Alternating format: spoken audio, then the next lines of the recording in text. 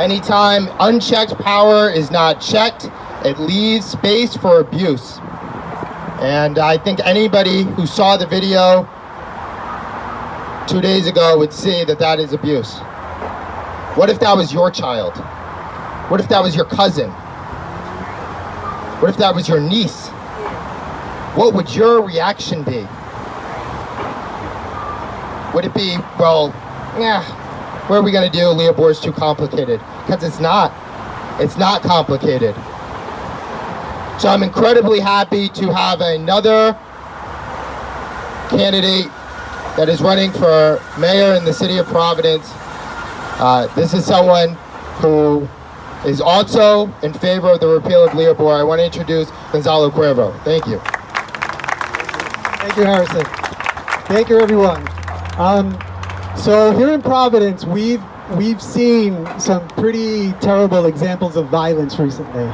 It's been unacceptable and heartbreaking. We've lost lives, and that's just really heartbreaking. I think anybody who engages in violence needs to be held accountable, and they need to be held up to the law. They need to be prosecuted. They need to follow the legal process and held accountable for their actions.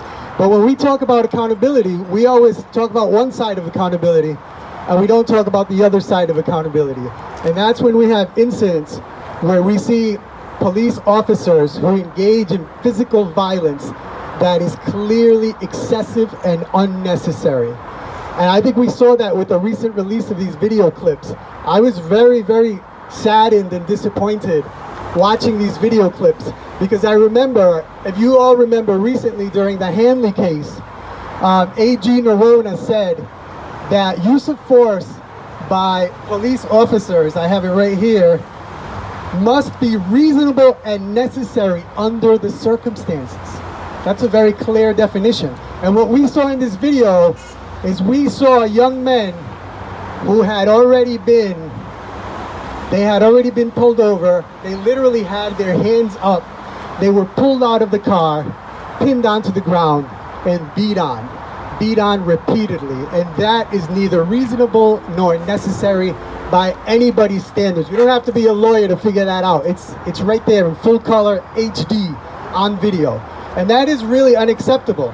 Now, there are those people who say, oh, these kids, they had it coming. They deserve it. What they did was horrific. What they did was terrible. But here's the thing. That's not the job of a police officer to be judge, jury, and executioner. The job of the police officer is, the minute those kids surrendered, the job was to take them into custody and let the legal system do what the legal system does. And when I was watching those videos, it really took me back to all these videos that we've seen, all this footage that we've seen over the years of mass shooting incidents. How many of you have seen videos where a suspect at the scene of the crime gently walked over to a police car and taken into custody? And it makes you wonder, how are those police officers able to exhibit so much restraint and professionalism under so much duress? Because if I arrived at a scene and there were multiple casualties, I think it would be reasonable for a person to freak out. And yet those officers are able to take these suspects and to gently walk them to a car and escort them into custody. So that really gets us thinking that the issue that we have here is a systemic issue. And it's an issue that cuts across racial lines. It's an issue that cuts across generational lines.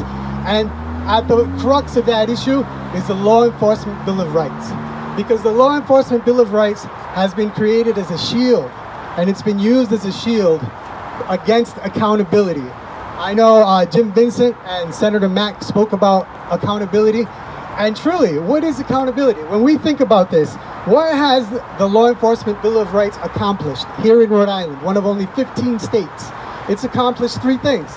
It's protected bad actors by limiting the police's ability to discipline and manage their rank and files. It's deteriorated police-community relations. Every single time we have one of these incidents and the offending officer is basically sent on vacation while they figure it out. And the biggest thing that it's done, in addition to that, it's cast a dark cloud over the men and women of the police force that are actually trying to do their job, that are actually trying to follow the law. So obviously, nothing good has come of the Law Enforcement Bill of Rights, and that's why it needs to be repealed. That's why I joined the call for the legislature to take immediate action and repeal the Law Enforcement Bill of Rights. Being a police officer can be a difficult job.